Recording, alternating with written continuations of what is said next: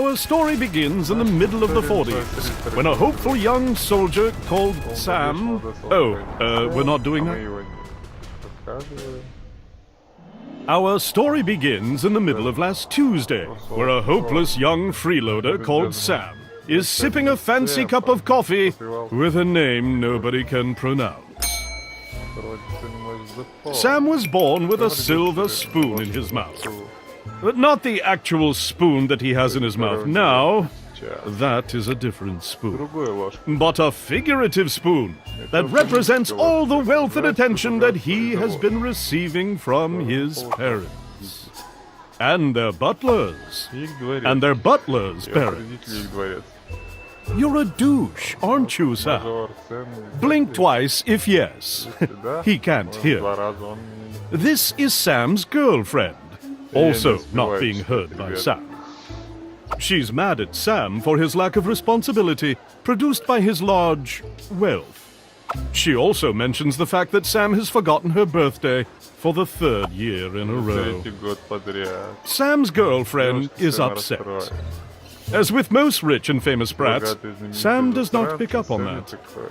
Instead, he decides to lay this gem. Things just work out for me, baby. I can't just run around and do stuff. I'd end up with a limp spine or something. Sam's girlfriend does something she should have done a long time ago.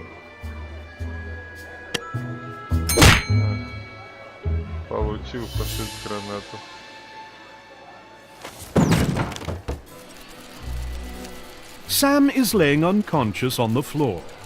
He gathers his strength and makes an effort to get up.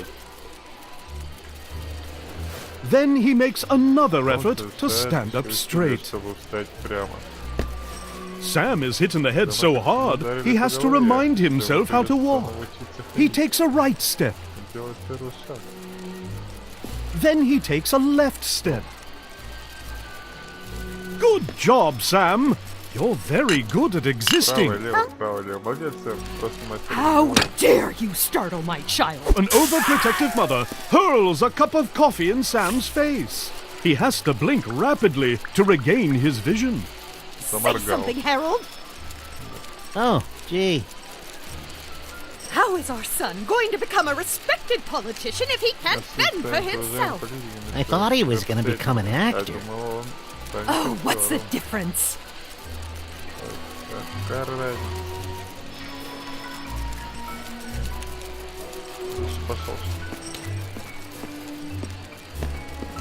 Sam remembers the one thing he's good at, paying for stuff. So he turns around to pay for his beverage.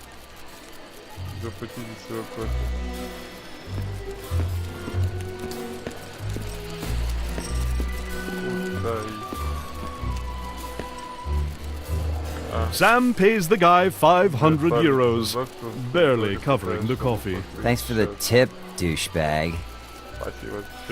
Sam decides to hurl another 500 at the guy. Not such a douchebag after all.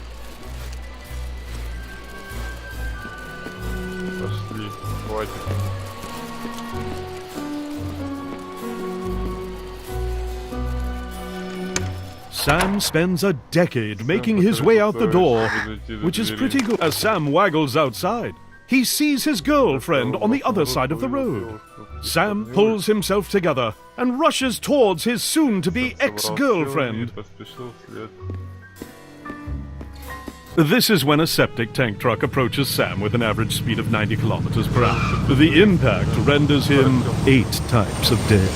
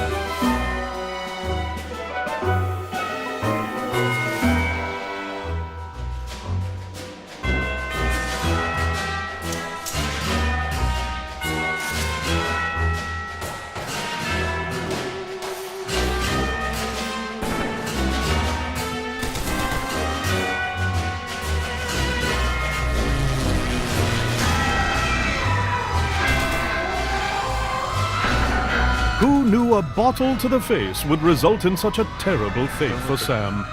But a bottle won't be the only thing that will meet Sam's face today. There's also the ground in hell.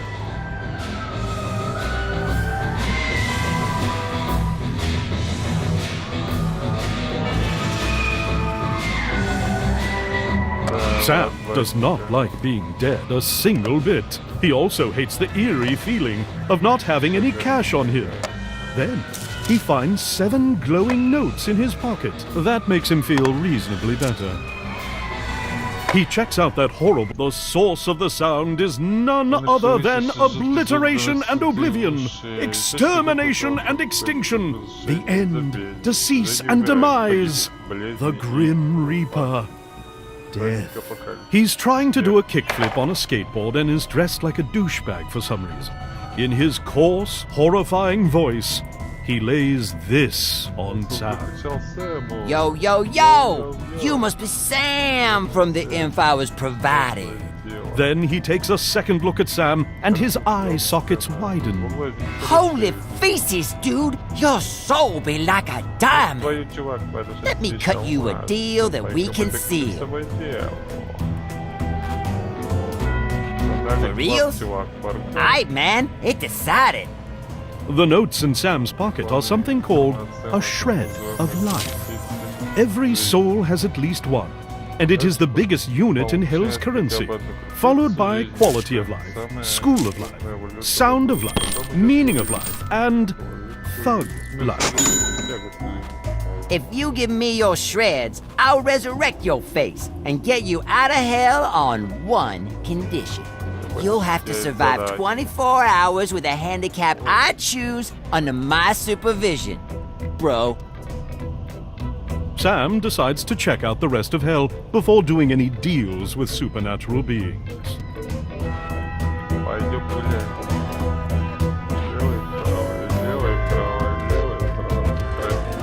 Why, hello there, dear sir. Let's see if we can find a job for you.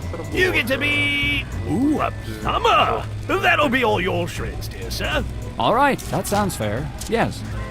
Sam notices that the souls that get into Hell are forced to get a job and become functioning souls of society.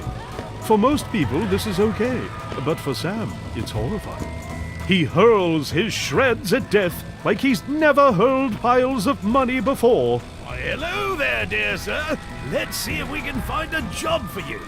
You get to be... Ooh, a minesweeper. That'll be all your shreds, dear sir. Could be worse. Whatever. Kinda sounds fun. Why, hello there, dear sir. Let's see if we can find a job for you. You get to be a struggling freelance artist. That'll be all your shreds, dear sir. No! This is truly hell! Well, looks like it's time for lunch, dear sirs and madams. Take all your concern-related concerns up with upper management. See you in 5 hours. Sam has seen enough. He goes back to death and his deal.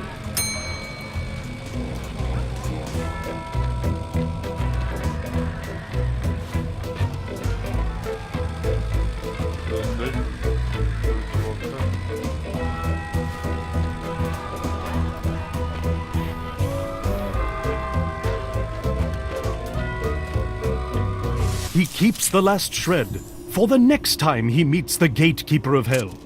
Whenever that's going to be. Aight, bro. I only get to do these deals annually. But if you really want to live in biz, you have to do it manually. Also, I will stop speaking in rhymes now.